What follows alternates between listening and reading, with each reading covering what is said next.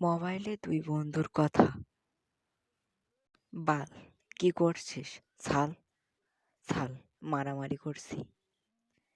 বাল, ঠিক আছে তুই মারামারি কর। ছাল, সে ঠিক আছে আমি মারামারি করব। কিন্তু তুই ফোন করেছিস কেন সেটা আগে বল।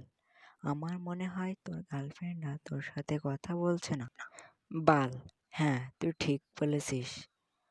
ছাল, দেখেছিস আমি তোর মনের কথা বাল, ভাই আমাকে একটু সাহায্য কর। স্যার ঠিক আছে কিন্তু আমাকে কিছু দিতে হবে।